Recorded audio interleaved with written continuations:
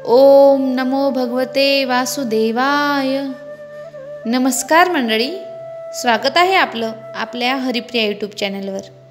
सनातन धर्मात एकादशीचं विशेष स्थान आहे आणि त्यातही पुत्रदा एकादशी म्हणजे ही विशेष आणि पुण्यदायी मानली जाते। पुत्र प्राप्तीसाठी, संततीच्या सुखरूपतेसाठी आणि मोक्ष प्राप्तीसाठी करण्यात येणारे हे व्रत आज आपण याच्या पौराणिक कथेमधून जाणून घेणार आहोत। त्यासाठी व्हिडिओ शेवटपर्यंत नक्की बघा। पूर्वी महिष्मती नावाच्या नगरात महिजित राजा राज्य करीत होता। तो प्रजाहित दक्ष होता।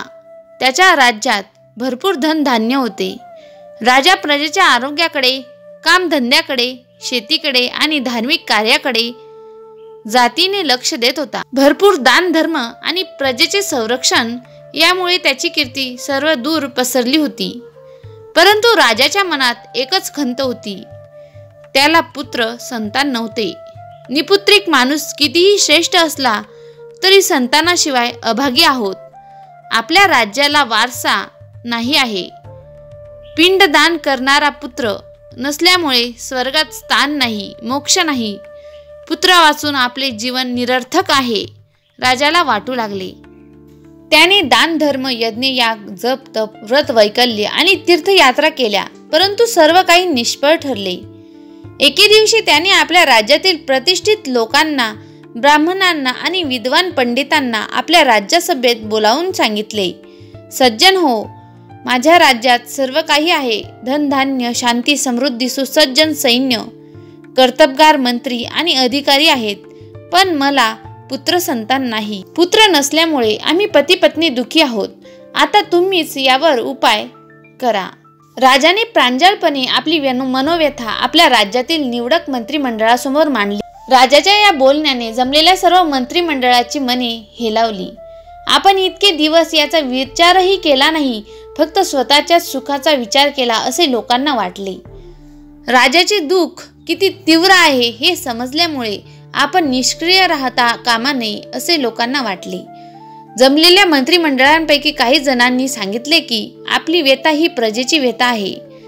आम्ही आत्ताच साधू संतांकडे जाऊन यावर मार्ग व उपाय शोधतो। असे म्हणून जनतेतील मातब्बर मंडळी अरण्यवासी ऋषी जनांच्या आश्रमाकडे निघाली। हे पूर्ण मंडळ लोमेश ऋषीच्या आश्रमात आले। ऋषींनी त्यांना येण्याचे कारण विचारले। तेव्हा त्यांनी महिष्मती राजाबद्दल आणि राजा महिजित याबद्दल सर्व माहिती दिली। आमच्या राज्याला वारसा नाही ही आमच्या राजाची आणि आमची व्यथा आहे। लोमेश ऋषी अंतर्ज्ञानी होते। काही वेळ डोळे मिटून ते स्तब्ध राहिले। त्यांच्या मनोदृष्टीला राजा महिजिताचे पूर्वचरित्र दिसू लागले। नंतर डोळे उघडून लोमेश ऋषी बोलू लागले, सज्जन हो, महिजित राजा सत्वशील, प्रजाहित दक्ष राजा आहे, परंतु तो पूर्वी एक गरीब व्यापारी होता। पाठीवर माल घेऊन त्याला गावोगावी हिंडावे लागे। पुण्यकर्म करण्याकडे त्याचे त्या जन्मी फारसे लक्ष दिले नाही। तो स्वार्थी व वैश्य वृत्तीचा माणूस होता। मात्र तो एकादशीचे व्रत नेमाने पाळीत असे। त्यामुळे कालांतराने त्याला राज्यप्राप्ती झाली होती। परंतु व्यापारासाठी हिंडत असताना एकदा त्याला तहान लागली। तळ्यावर जाऊन तो पाणी पिऊ लागला, तेव्हा तेथे एक गाय आली। त्याने तिला जबरदस्तीने हकलली। हे पाप कर्म त्याला आता बांधत आहे। यावर सर्वजण म्हणाले, ऋषीवर्य, आता यावर काय उपाय करावा ते आपण सांगावे। लोमेश ऋषी म्हणाले, तुम्ही सर्वांनी श्रावण शुक्ल एकादशीचा उपवास करा व त्या व्रताचे सर्व पुण्य राजाला अर्पण करा। राज्यातील प्रजेने आणि राजराणीने पुत्रदा एकादशीचे व्रत केले। या व्रताच्या पुण्याईने राजाला पुत्रप्राप्ती झाली। त्यामुळे महिष्मती राज्यात ते पुत्रदा एकादशीचे व्रत नेहमी सर्वजण करू लागले। ही होती पुत्रदा एकादशीची पौराणिक कथा। श्रद्धा, संयम आणि भक्ती यांचं सुंदर उदाहरण। आपणही हे व्रत श्रद्धेने केल्यास जीवनात निश्चितच शुभ फळ मिळतं।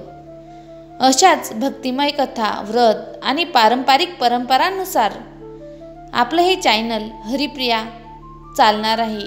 त्यासाठी आपल्या या चॅनलला नक्की सबस्क्राईब करा। धन्यवाद।